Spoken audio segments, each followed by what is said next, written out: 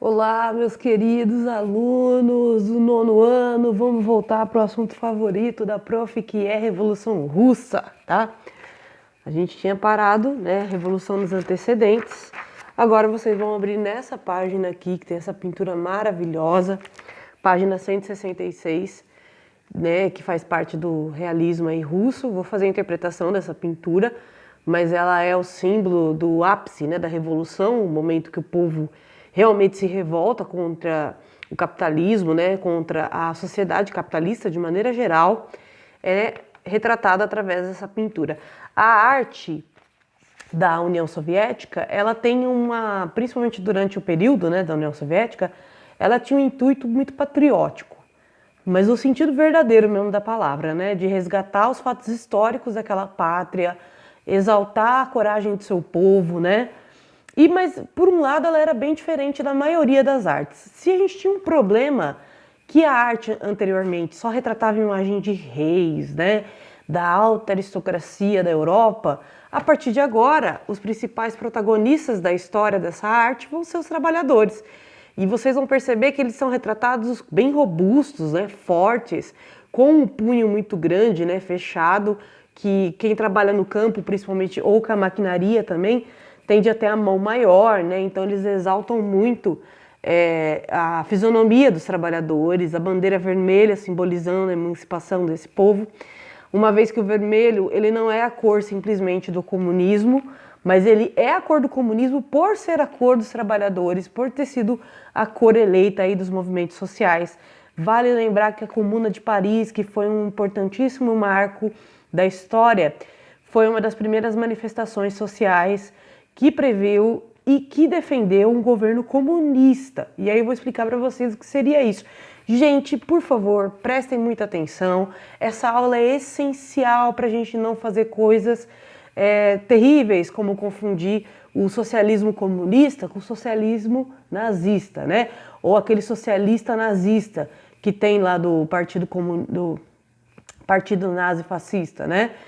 Muita gente vai se perguntar, mas peraí, por que no nome do partido nazista existe a palavra socialista? Porque naquela época socialista tinha o mesmo significado e era sinônimo de social, né? Um partido que se volta para as massas, tá? Só que aí vocês têm que ter bastante atenção para saber diferenciar esse nacional socialista, que é o nacionalismo, tá? E no caso, socialista comunista, que não é nacionalista, pelo contrário, ele tem um intuito internacional que a gente vai debater um pouco mais aí. Mas infelizmente, né, a gente tem tanto assunto para debater que eu vou ter que focar em alguns assuntos específicos dessa aula para simplesmente não transbordar. Então, os antecedentes vocês já sabem da Revolução Russa. Ela teve muita pobreza, analfabetismo, o contexto da Primeira Guerra Mundial também é muito importante, as pessoas estavam morrendo na guerra, ninguém sabia por que aquela guerra estava acontecendo de fato, qual era a razão da Rússia estar nela, né? Segunda questão é que, por essas massas serem muito analfabetas, ignorantes de certa maneira, né, nesse ponto de vista de alienadas, e ao mesmo tempo estarem em extrema pobreza, elas estavam muito desesperadas pela mudança, já estavam no fundo do poço, não conseguiam ter perspectiva de futuro para aquele sistema que eles viviam. E vale lembrar que a perspectiva de futuro que a gente tem sobre uma sociedade diz muito sobre como aquele sistema social funciona. Então, se a gente olha para o futuro do nosso país, por exemplo, com pouco otimismo, com muito pessimismo, é porque já estamos numa condição difícil, né? E a gente não tem muita perspectiva de melhora.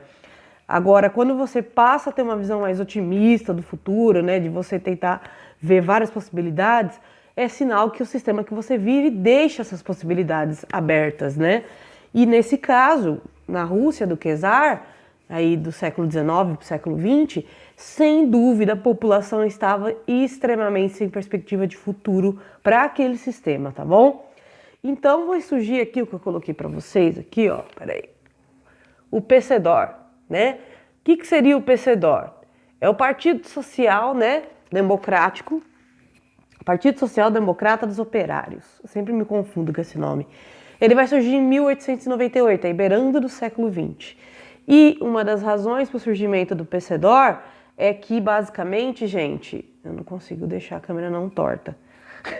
Brincadeira. Um dos motivos do surgimento do PCdoR é que duas classes sociais vão se unir para derrubar o czar. Primeiro, a gente tem os bolcheviques, que eram liderados pelo Lenin, tá? Não sei se vocês vão ver o Lenin aqui. Eles eram liderados pelo Lenin. Os bolcheviques tinham um plano de ruptura com a nobreza, né, que detinha terras, com as grandes empresas, eles queriam tomar esses meios de produção, e com o czar.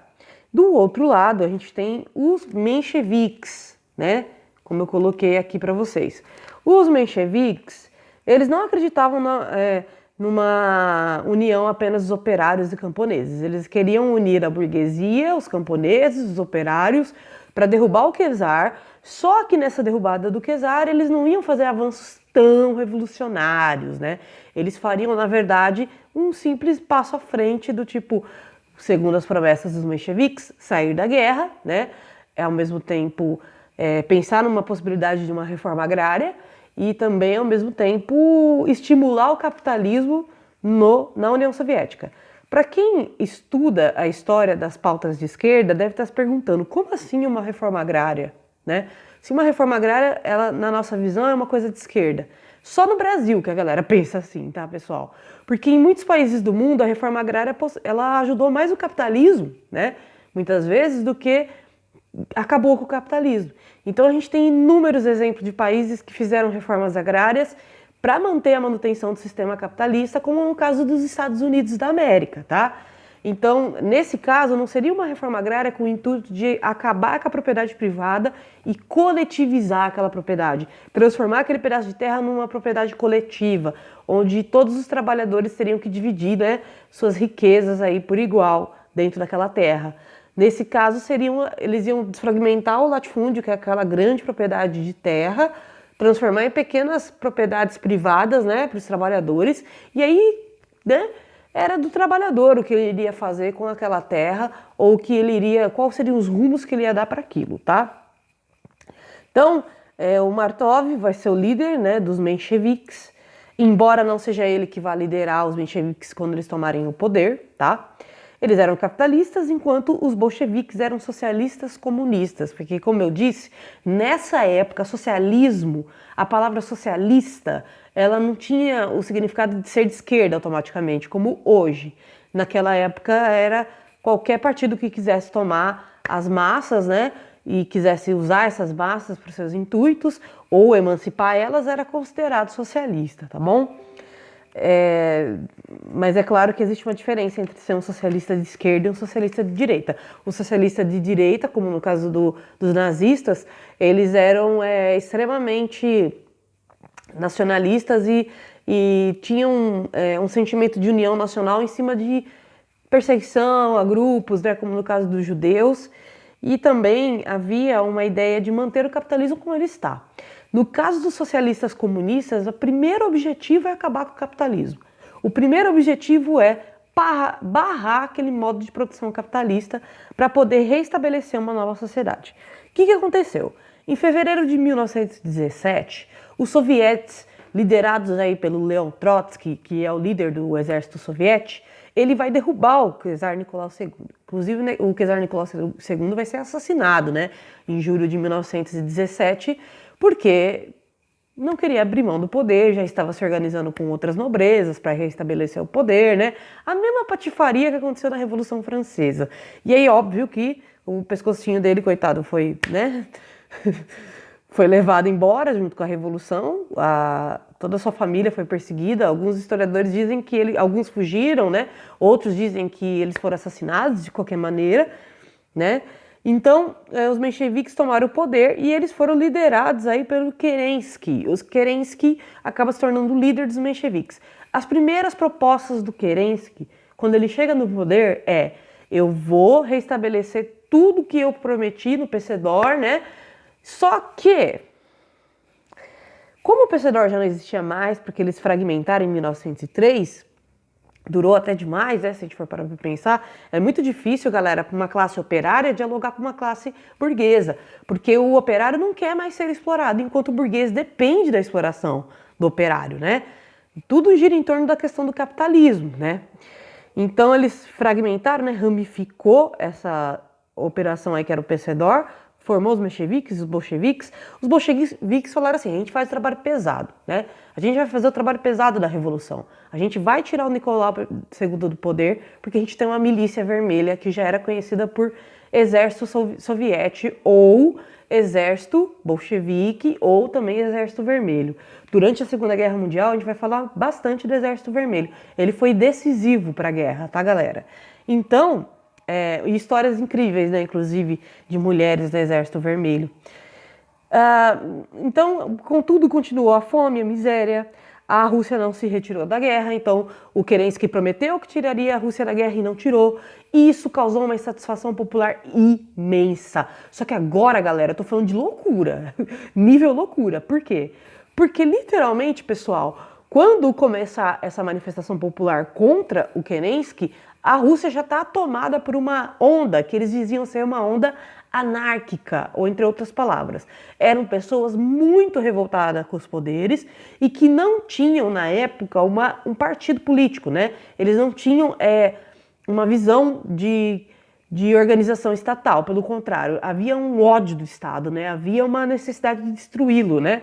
Mesmo que não tenha muita proposta após isso, porque chegou num ponto ali da Rússia que as pessoas se revoltaram tanto, gente, que elas queriam a destruição total desse Estado, tá?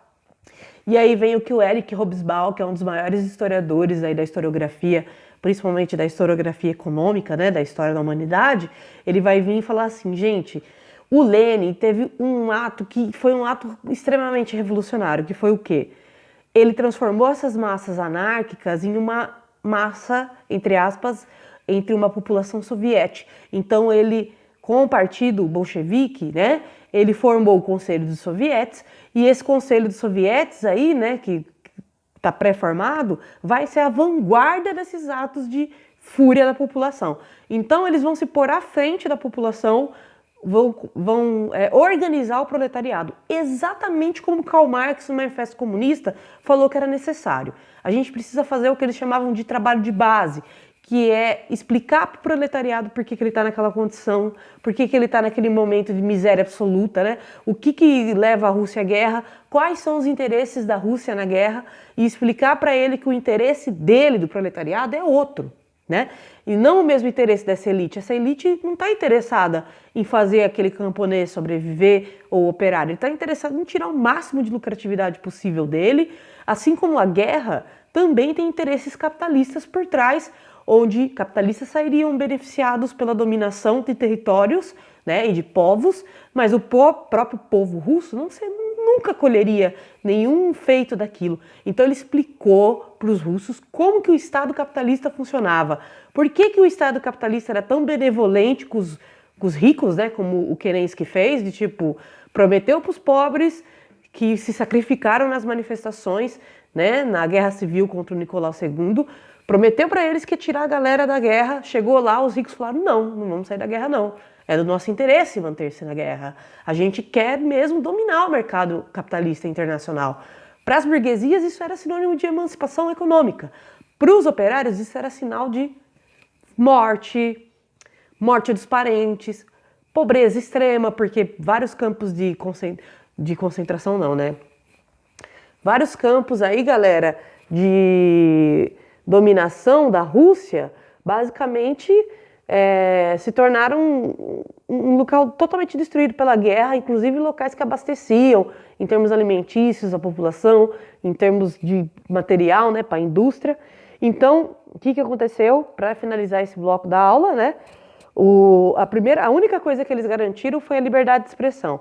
Mas liberdade para se expressar, o que eu faço com uma liberdade de expressão se eu estou passando fome? Né? Qual que é a necessidade que eu tenho primeiro? Me alimentar ou me expressar?